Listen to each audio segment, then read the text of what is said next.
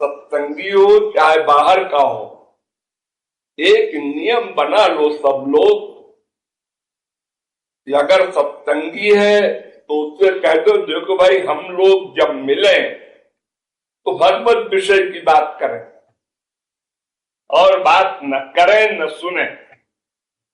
और फिर भी अगर कोई नहीं माने, बात करे, तो आप मुझे बहुत जरूरी काम है, मुझे जाना है, हो गया। फिर भी अगर वो बुरा माने, मानने दो। इतनी उपासना भी नहीं करना है कि सत्संगी है बुरा मानेगा। हमारी हानि न हो ये तके रहो, हमारा नुकसान न हो। अगर कोई कुछ देता नहीं तो कम से कम हमारे पास जो कुछ है उसमें गड़बड़ तो न हो। इसलिए हर समय सावधान रहना चाहिए,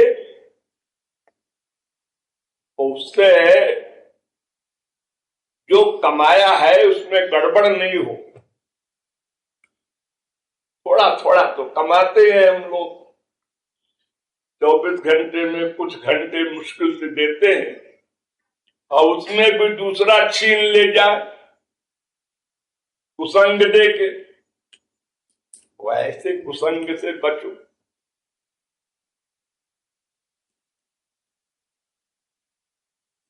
और बड़ी खराब आदत है, 25-25 साल के पुराने सत्संगियों की भी। यहीं पर देख लो, 4-5 घंटे 6 घंटे कीर्तन होता है, बाकी टाइम में पकड़ पकड़ पकड़ पकड़ बोलते रहते हैं आपस में लोग। कोई मतलब नहीं, कुछ मिल नहीं रहा है किसी को इन बातों से। आदत है, हैबिट। बोलते रहो, 2 आदमी जहां खड़े हुए बैठे बस बोलने लगे। अब जैसे कोई शास्त्र वेद बोल रहे, संसार की गंवारी बातें बोलते जाएंगे तो वो आदत जो है हमारी, उस पर हमें कंट्रोल करना चाहिए कि भगवत विषय सुनो, भगवत विषय बोलो। हम लोग जो साधना करते हैं तो नामापराध भी कर जाते हैं, मामूली अपराध भी कर जाते हैं, और आपस में एक दूसरे की बुराई सुनते हैं, करते हैं। इससे अंतःकरण गंदा होता है। अपने पास अच्छी अच्छी चीज संसार में लाते हैं आप लोग।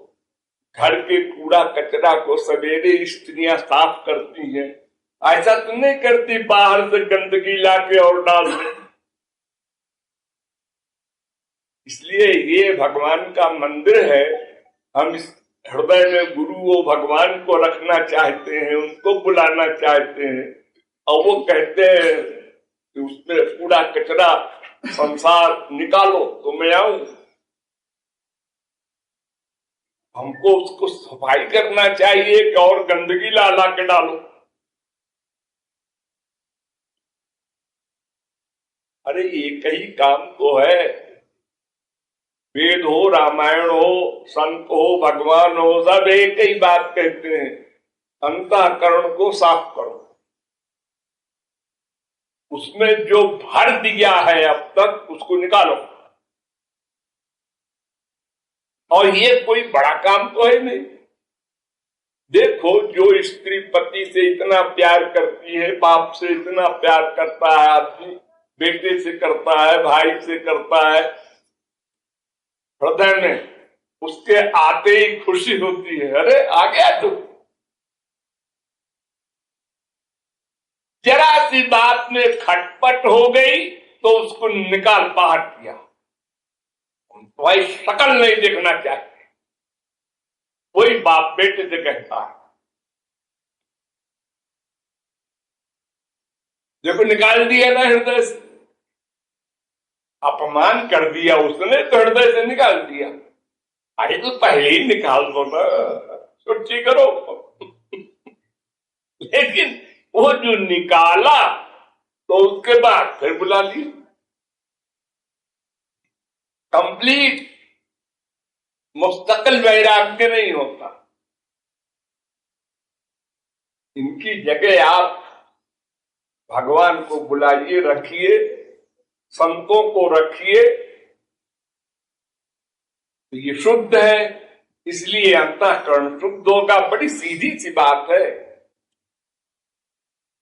अशुद्ध से अशुद्ध और अशुद्ध होगा, और शुद्ध से अशुद्ध शुद्ध होगा। तो बातें सोचना चाहिए। जितना सोचोगे परमार्थ की बातें, उतने ही आप आगे बढ़ोगे। लेकिन अब संत तो 24 घंटे चिल्लाएगा नहीं तुम्हारे कान में। उसके बाद सोचो उनको। वेद कहता है श्रोतव्यो मंतव्यो निधिध्यासितव्यो मैत्रेयी। सुनो, फिर सोचो, फिर डिसीजन लो। तो सुनाने का काम महापुरुष का है, शास्त्र वेद का है, मान लिया। लेकिन उसके आगे दो काम तुम्हारा, मनन और चिंतन, रिवीजन।